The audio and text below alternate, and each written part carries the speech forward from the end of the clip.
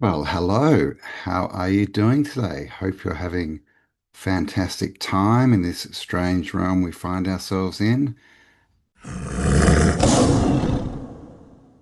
Some more videos, having a look out, or is it a look in to the 2D world? Because we do live in this dichotomy, right, of the 2D world, which you're looking at now. Yes, that's right. I'm sitting inside your screen. And the 3D world. And I've said it before, many times, the 2D world is a helpful tool, but it's definitely not helping us live better lives, is it? It's definitely not what we need to go forward into this world that everyone says they want. So, um, yeah, let's have a look at the world out there through the 2D lens. But just remember, we can't really prove any of this is real or true. So we have to make up our own minds, be autodidactic, right? Which means to be self-educated. And more than that, I just want to say that, you know, all this stuff, all this fear, and that 99.9999% of it actually has nothing to do with you. So don't take it on emotionally, right? And then we don't even know if it's real with AI and all the bots and all that kind of stuff. So this is really just, a look at what they want us to believe. That's really what it is. And then we have to be discerning and make up our mind of what we want to believe. So let's jump into it. If you kill a cockroach, you're a hero. If you kill a butterfly, you're evil. Morals have aesthetic criteria. That quote pretty much sums up society. It's not about what you do, it's about who or what you do it to. We like to think that morality is universal, but it's just not. It bends depending on beauty, power, perception. The same action can either make you a monster or a saint, depending on who's watching. When the pretty girl talks a lot, she's seen as interesting, but when the ugly one does it, she's seen as annoying.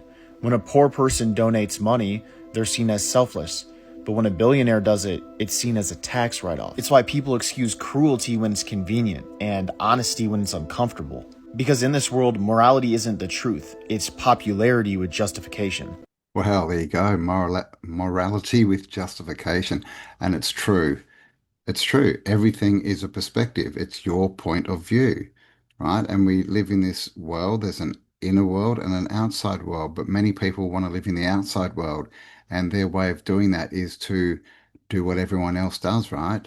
To not stand out, to go with the crowd, because that seems to be the way to, it's like majority rules, right? Well, everyone else believes it's true, so I'll just act on that as well because I don't want to go inside myself and see what's really going on in there and make my own decisions and come to my own conclusions and then have to defend them, right? And stand up on my own 2 feet and say, this is who I am and this is what I believe. It's so much easier to just go with the crowd, right? But it's all subjective. Like war is, the prime example that comes to me is war is a prime example, right? War is clearly something very, very bad and destructive and evil and parasitic and all the rest of it, right? But many people join the army to defend their country because they believe that's the right thing to do. Like literally, and then they go out and kill people from foreign lands that they've never met before or have any problem with. And they think they're doing it for the good. But what do you think the people being attacked are thinking, right? It's clearly the same action, right? But different perspectives. So that's what everything is. And I said in a couple of videos ago that the truth is subjective, and a few people in the comments didn't like me saying that. No, everything, there is a truth, there is a truth. Look, I don't really think there is. I really don't. This place is energy, right? It's not physical, it's energy. It's in constant motion. And we're just here to experience it on our terms, right? Through our lens. So what really is the truth? We used to think that the Earth was a globe, and that was a definite truth, right? There's so many things that we used to believe were the truth, and they've just fallen away, right? As we look into them deeper. And the thing is, truth, when people go, it's true, it's true. Well, it's just because they don't want to think for themselves. They're going with majority view and they're like, well, the world tells me it's true, the books tells me it's true, the media, all this stuff. So you're wrong and I'm right. So that's got nothing to do with truth. That's got everything to do with ego. And this is my problem with people trying to wake other people up It's the same thing. It's ego because all you want to do when you wake someone up is make them agree with what you believe is your truth, right? That's it. So please leave me your comments on that one. What do you think? Wake up. This world is not what you think it is. I've been around for 71 years. In the last 53 years, I have spent my life in the world of the occult. The word occult is a Latin word meaning hidden. Everything that's of any importance has been hidden. The guys at the top know stuff you don't know. I made it my business to find out. And the one thing that has absolutely astounded me is how much we don't know about the world we live in. So I would say to young people watching, you better wake up and get a life and start figuring out who owns you. What is all this crap about people owning your body on the New York Stock Exchange? So you recommend self-education for the solution? Self-education. I completely agree. I think the state education is run by the mafia, and we have private schools, which are businesses. So self-education. Right. Yes, self-education, be autodidactic. Jordan Maxwell there, and you know, it's true, right? Clearly, there are people, at the top, of their little pyramid that are running on information that is different to what we have. And that's because they also run the education system, right? They teach us false fallacies and then they operate doing something different. And do they own you? Of course they do not. No one owns you, but they trade you and they treat you like they own you. And if you comply and say, yes, sir, no, sir, just give me a license here, right? Just give me a registration there, then you are owned by compliance, right? It is a slave system, but we don't have to comply in that. If you give up and you don't question it and you go along, then yes, you're a slave, but there are options. When a copper says, "Oh, you're a sovereign citizen," I say, "Really? Do you have evidence of that? I need to see it if you have." "Oh, so you're not a sovereign citizen?" I said, "No, I'm not. But if you claim I am, I need to see the evidence." And they shut up after that. So if they put that on you and you don't answer, then you've accepted the offer. That's fatal. But better than making a claim or an offer is to ask the question. Does anyone here, whoever you're dealing with, claim that I'm not a man, a private man? And they'll all be silent. Now you've got your second witness. And that's one of the key principles of rules of equity, which is all derived from the scriptures. Comes all from really the New Testament, because it says that the truth is established out of the mouths of two or more witnesses. I know some of you have heard this before, and some of you may not, especially the new people. But the Bible says that truth is established out of the mouths of two or more witnesses. Are you two people? No. So stop trying to impose your truth on someone else, because the truth is not established. You need either somebody else's affidavit or somebody else agreeing with you. Now, does the agreement have to be expressed? No, it could be done through silence. So if you ask the same question of someone 3 times and they don't answer, they have assented. An agreement is formed by consent or by assent. That's why everyone needs a legal dictionary, so they know what the definition of some very important words are, like agreement. So if you want to form an agreement with someone, ask them a question that they'll refuse to answer, because by answering it, they would incriminate themselves, so they'll remain silent. That's what you want, but you must ask that question 3 times. If you don't, you won't form an agreement. I hope that is clear. Knock 3 times, hey? That's completely, in their system. If you're asking 3 times, and they disagree or they're silent, then that is an agreement, right? That is a contract with them that they agree with you. And this is the whole thing about the law. Like he said, do not make claims. That is gold. Do not make claims. People who are running around claiming, I'm a sovereign citizen, like it doesn't mean anything because it's just a statement, right? It's much better to ask questions, right? Ask them about their claims because this is how the legal system works, right? They claim something over you. They claim that, you've broken the law by speeding, right? And all of these, most of these crimes, 90%, there is no victim. If there's no victim, there's no crime. But instead of getting into court or, talking to a copper or whatever and saying, well, I didn't break it and you don't have the authority and rah, rah, rah, rah, ask the question, where do you derive your authority? Like, show me the proof. It's a proof of claim. And so this is called the Socratic method. Oh, thanks, Cam.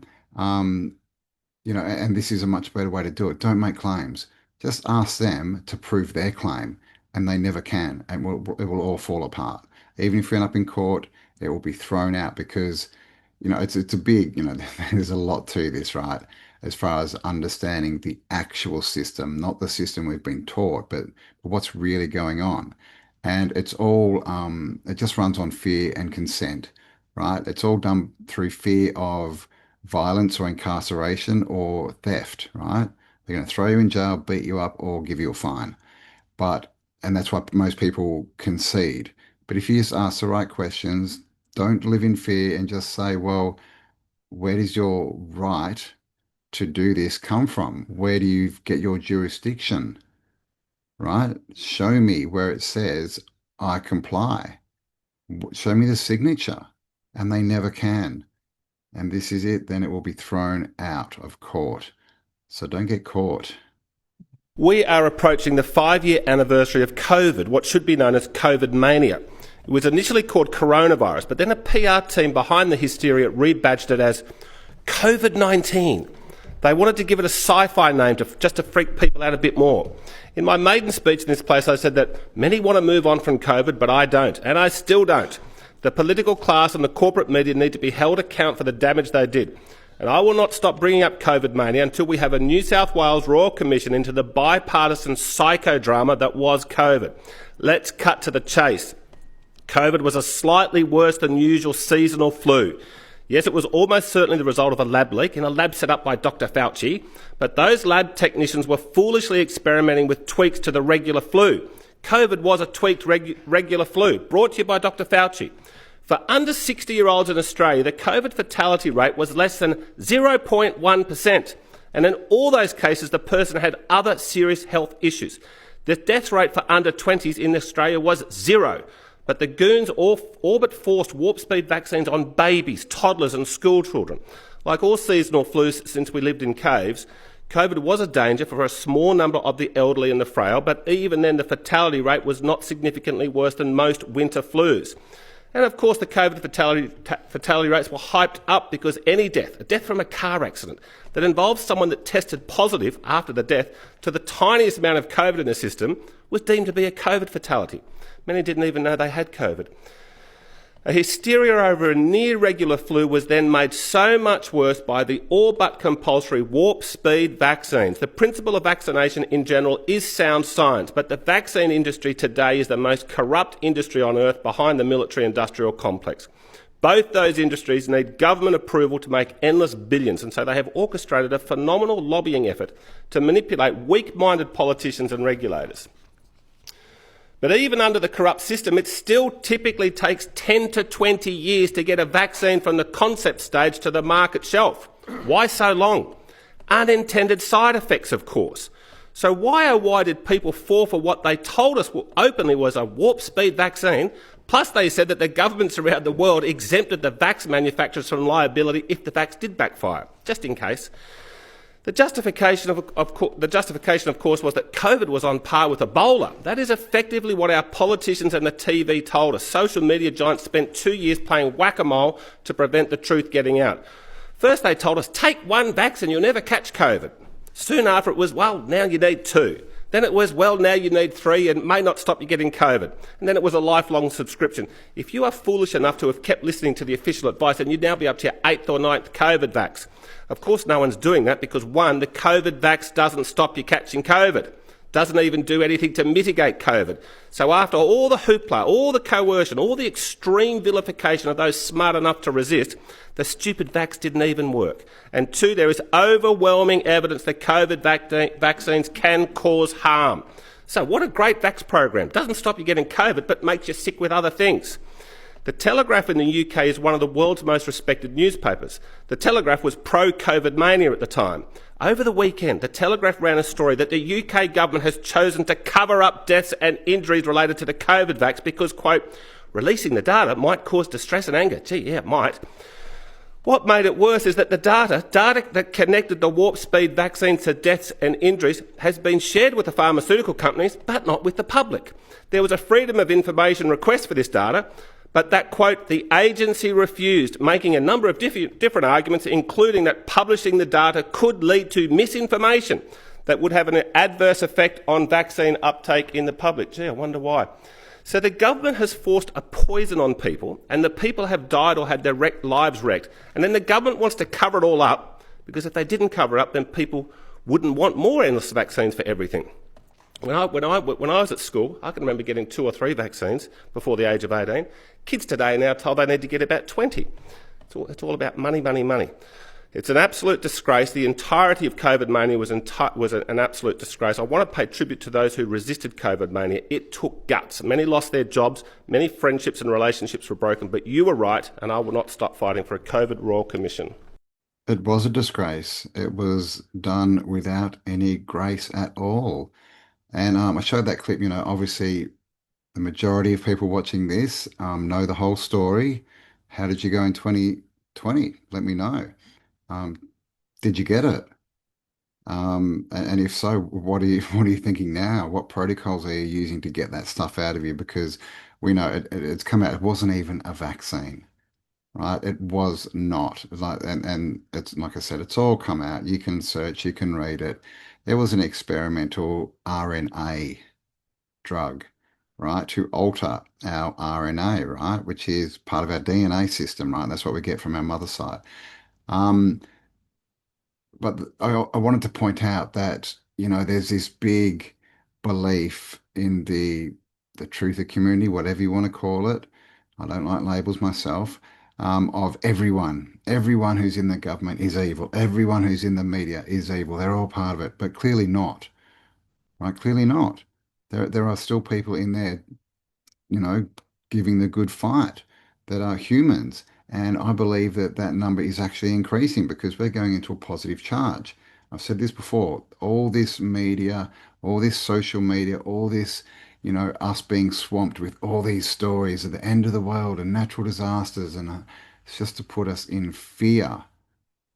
Put us in fear because they think that if they do that and lower our frequency, our vibration, that they can keep a hold of us, right? As their slaves, but it's not going to work. So I just want to make that point that, if you see everyone in the world as evil and a shill and your enemy and out to get you, well, I kind of feel sorry for you. You're going to be in a bad place, right? You're not coming up with solutions. You're not happy and you're a slave and you're trapped. It's not a good way to think. All right. So I would say look for the good and believe that humans are innately good. How many people have you met that wanted to start a war? How many people have you met that want to turn petrochemical waste into drugs and vaccines that they can sell to people? Right? How many people have you met that want to go to their neighbors and make them pay just for living there? Like, it's not us.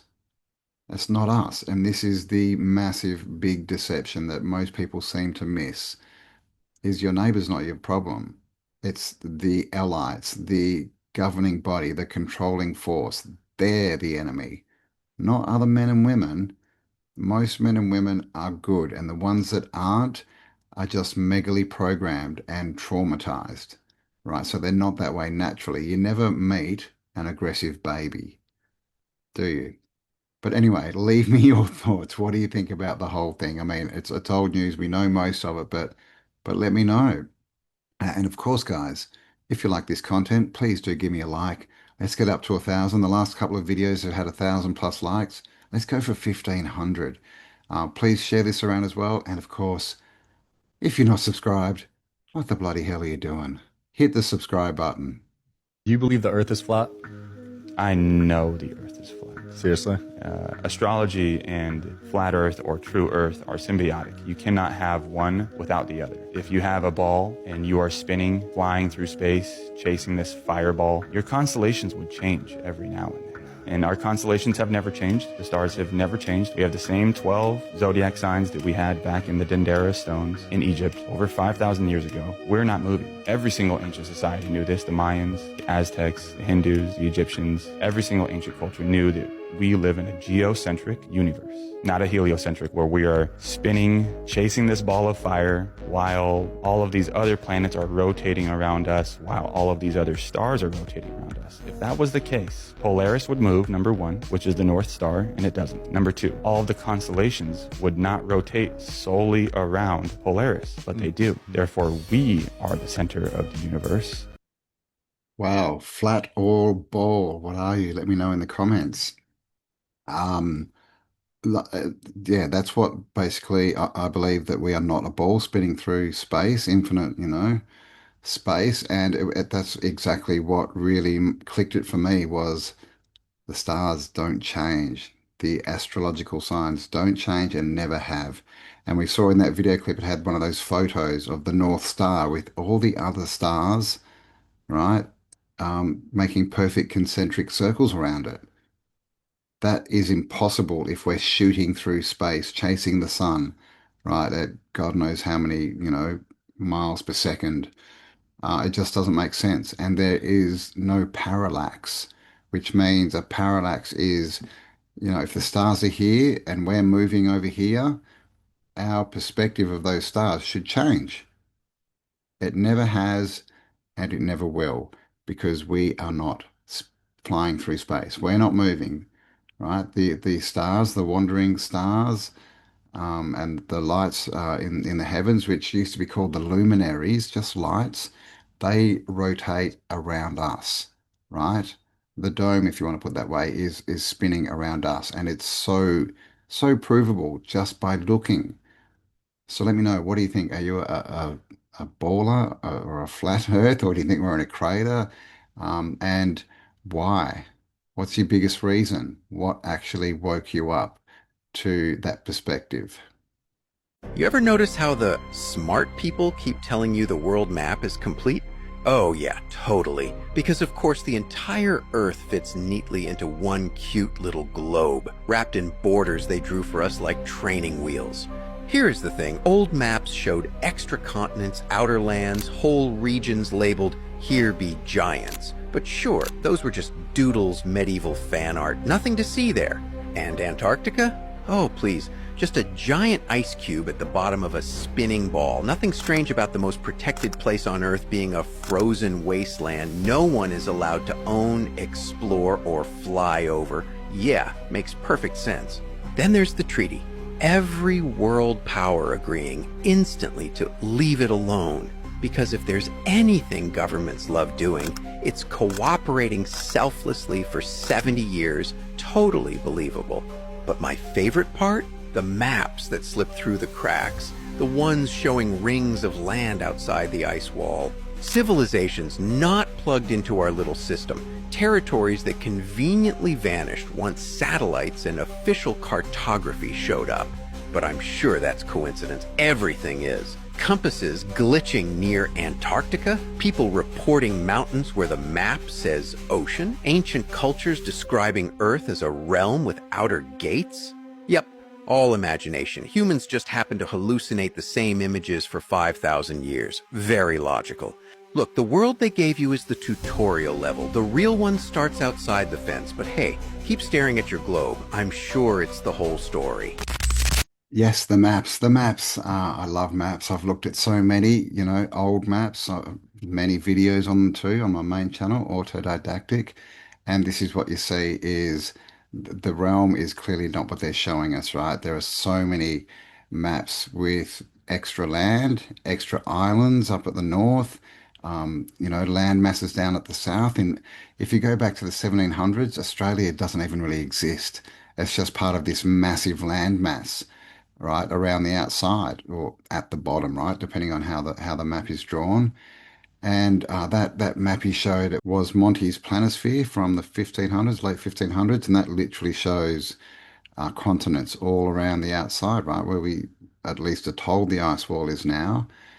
So it looks like they were land masses. They were covered in ice at some point. I mean, there's so much, right? You mentioned the giants. That's Patagonia in South America on the old maps. Always says the land of giants.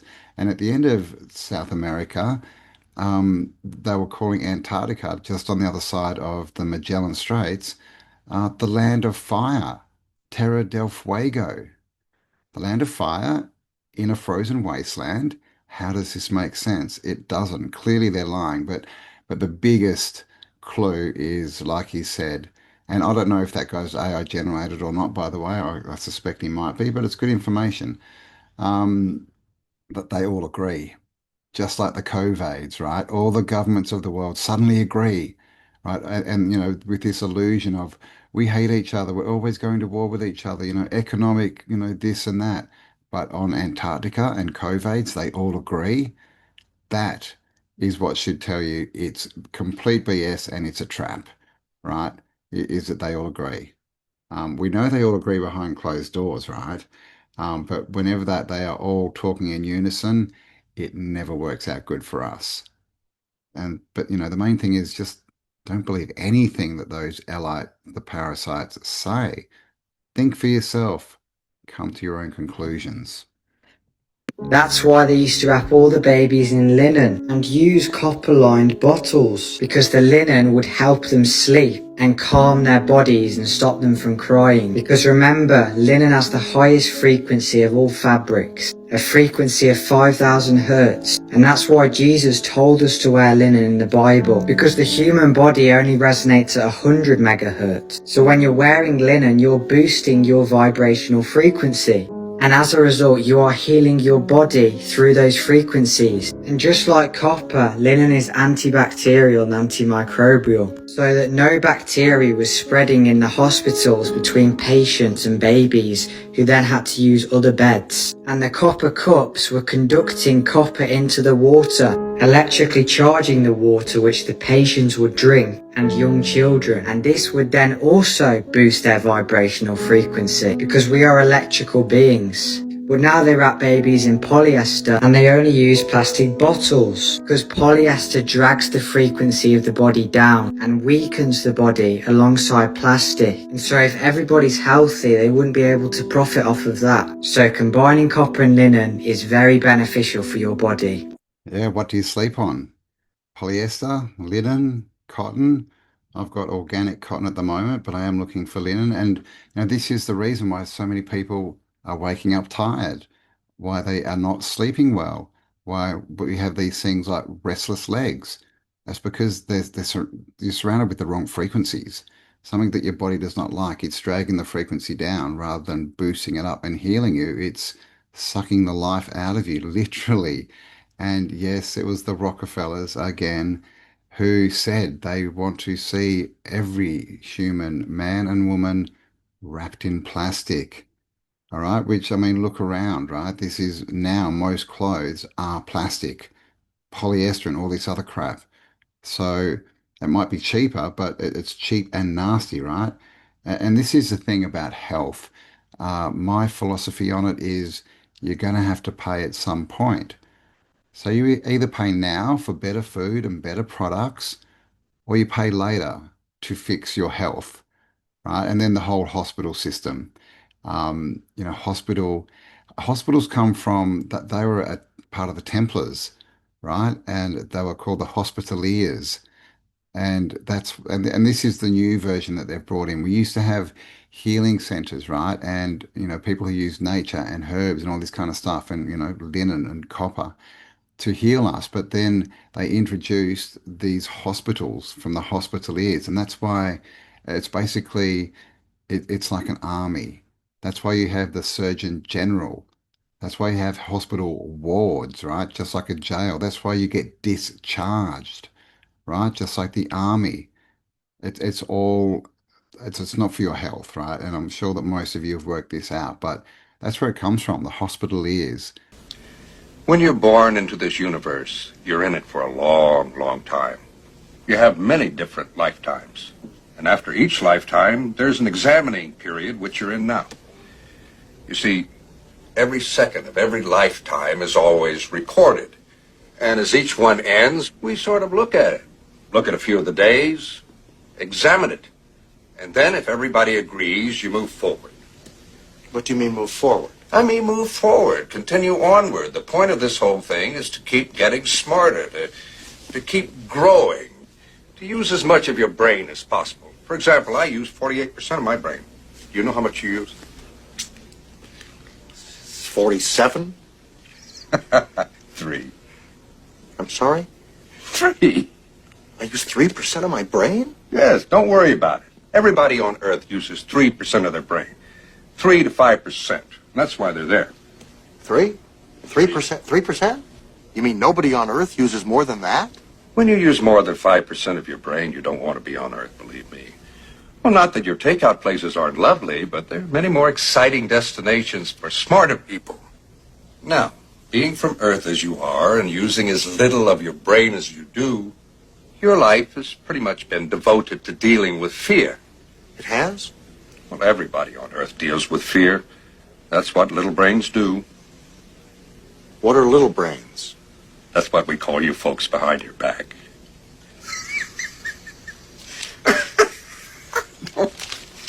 Forgive me. Who are you? Well, I'm just like you. I was on Earth a long time ago. But I advanced. I moved forward. I got over my fears, and I got smarter. Did you have friends whose stomachs hurt? Every one of them. It's fear. Fear is like a giant fog. It sits on your brain and blocks everything. Real feelings, true happiness, real joy. They can't get through that fog. But you lift it, and buddy, you're in for the ride of your life. God, my 3% is swimming. What are you reading? You wouldn't understand this. It's just numbers. You read numbers? Yes, sir. So I'm on trial for being afraid. Well, first of all, I don't like to call it a trial. Second of all, yes. Well, what if I'm guilty? What happens to me? Don't think innocent or guilty. Worst comes to worst, you'll go back to Earth and you'll try it again. Well, what do? You just keep going back until you get it right? Well, you don't keep going back. Eventually, they'll throw you away. Have I been to Earth before? Oh, yeah. How many times? Approaching 20. Is that a lot? I was there 6. Oh, my God. So Well, what do you think about reincarnation? Do we keep coming back here? And is that natural or is it the soul trap, right? The reincarnation trap. That's obviously from a movie. I don't know what movie it is. If you do know, let me know in the comments. But to me, it kind of felt a bit Archon-y, right? Like the soul trap, just because, well, for one, it was an office and the dude was wearing a suit. What? That's what all the elites down here wear, right? And he's reading binary code. Interesting, right? Which it looks like that's the language of the Matrix we're in. But that's just the movie, right? But yeah, what do you think? The 3% of your brain, I mean, obviously, again, that's not true. It's your mind. It's your mind. The brain is the physical, organic, matter, but it's your mind that thinks. And the brain is just a radio receiver, right? Thought is outside of us. It's not in our brain. But that's just me being picky, really. But what do you think? What do you think this whole existence is about? Is it for us to keep coming back to learn lessons and to grow until we, graduate the class? Or is it a soul trap that we need to get out of? What do you think? Because the world's pretty crazy at the moment. It's a very strange realm, but it's also exciting. We get to see the finale, right? We get to see the changing of the guard. We get to see the frequency change into the new Earth, right? That's good. That's exciting, but we've had to go through a lot of crap to get here, right? It's not necessarily fun all the time living in this reality. And of course, they're trying to make it harder and harder every day. So just a little question for the end of this video. What is this reality? What is life? What's it all about? Let me know in the comments. And there we go, guys. Another one done and dusted.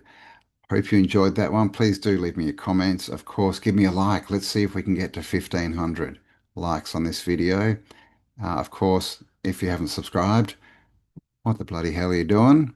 Subscribe, hit the bell, and share this video around if you enjoyed it. And most of all, guys, stay awesome, because you are. And I'll talk to you all on the next upload. Bye for now.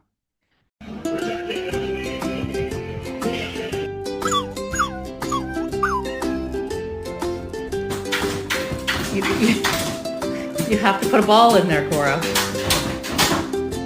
Excuse me, sir.